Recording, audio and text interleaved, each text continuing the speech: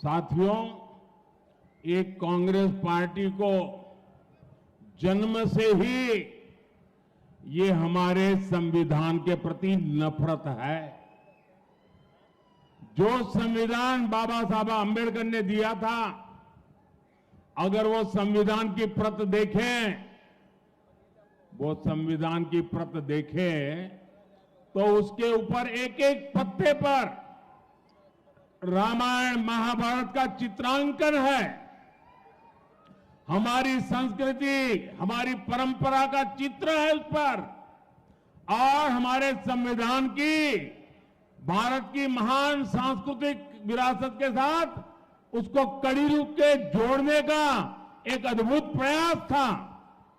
लेकिन कांग्रेस पार्टी ने सबसे पहला काम किया, जब संविधान की वो पहली प्रत कपबोर्ड में रख दी और फिर जो संविधान देश के सामने रखा, भारत की महान संस्कृति और परंपरा की जो लिंक थी, जहां से संविधान आगे बढ़ना था, उस लिंक को तोड़ दिया।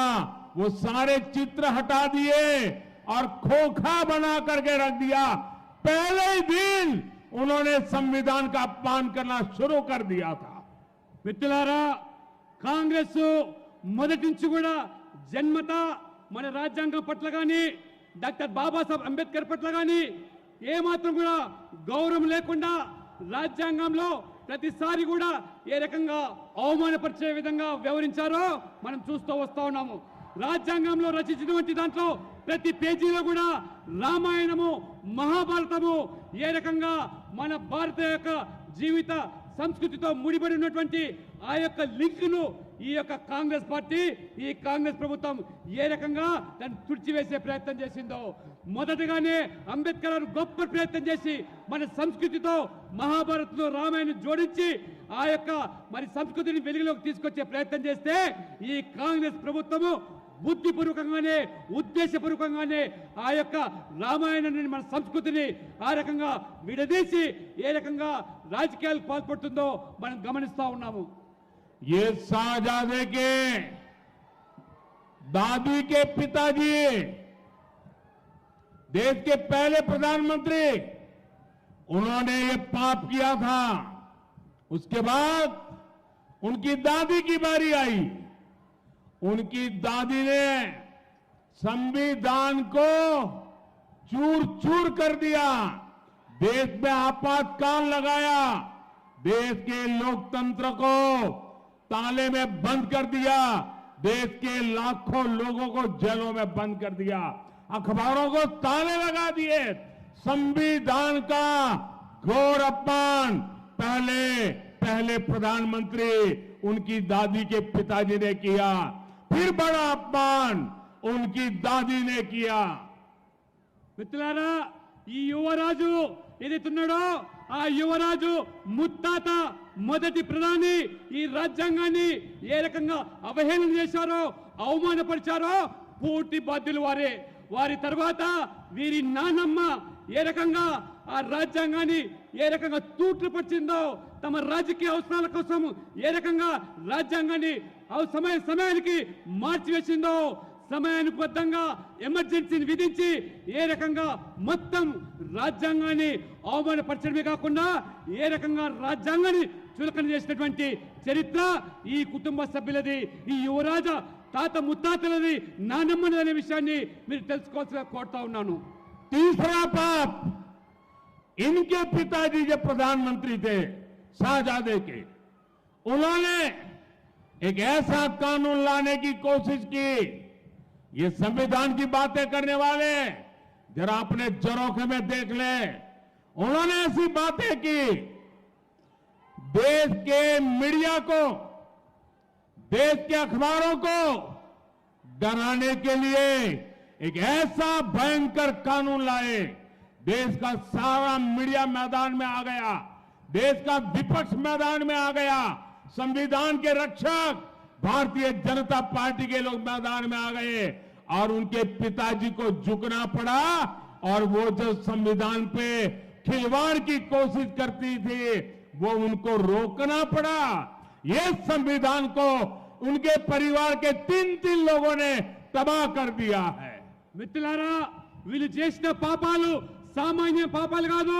వారు చేసినటువంటి మూడవ పెద్ద పాపం ఏదైతే ఉందో, ఆ రోజు ఏ రకంగా మీడియాను, పత్రికలను, వాళ్ళ స్వేచ్ఛను, స్వతంత్రాన్ని హరింపజేసి వాళ్ళ మీద ఏ రకంగా ఒత్తిడి తీసుకొచ్చారో, వాళ్ళను ఏ రకంగా లొంగదీసే కుట్రలు పన్నారో, కానీ ఆనాడు ఈ భయానక చట్టాలను ఎదిరించింది, పోరాటం చేసింది ఆనాడు ప్రతిపక్షాలు. ఆ రకంగా భారతీయ జనతా పార్టీ ఈ ప్రజాస్వామ్యాన్ని కాపాడడానికి సర్వంగా పోరాటం చేసి అన్ని విధాలు కూడా ప్రజాస్వామ్యాన్ని, రాజ్యాంగానికి పరిరక్షణకు పాటుపడింది భారతీయ జనతా పార్టీ తప్పితే రాజ్యాంగం గురించి మొసలి కన్నీరు కార్చేటువంటి ఈ పార్టీలు ఏ రకంగా పాపాలు చేశాయో ఒక్కసారి ఆలోచన చేయండి. उसके बाद संविधान से सरकार का जन्म होता है। सरकार की कैबिनेट अत्यंत महत्वपूर्ण इकाई होती है। भारत के संविधान ने उसको संरक्षण दिया हुआ है। मनमोहन सिंह जी की सरकार की कैबिनेट ने एक निर्णय किया। उस निर्णय को ये शाहजादे ने पत्रकार वार्ता करके भारत के संविधान से बनी हुई कैबिनेट के निर्णय को खुले आम चीरे चीरे कर दिया था। और वो संविधान के रक्षण की बातें करते हैं हमारे सामने।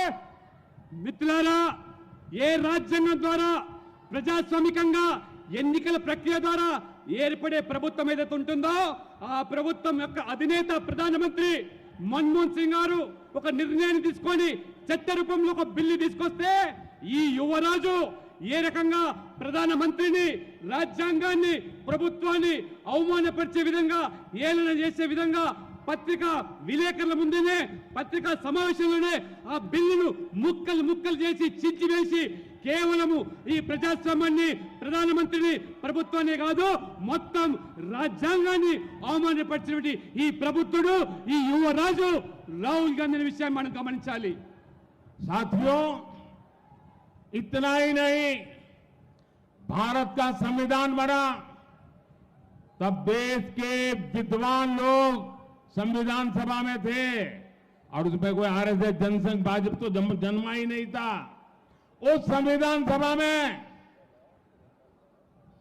चर्चा हुई, महीनों तक चर्चा चली।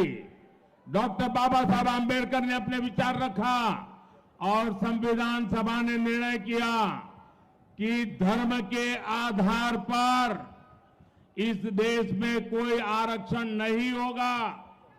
आरक्षण दलितों, आदिवासी, ओबीसी के लिए ही होगा, औरों के लिए नहीं होगा।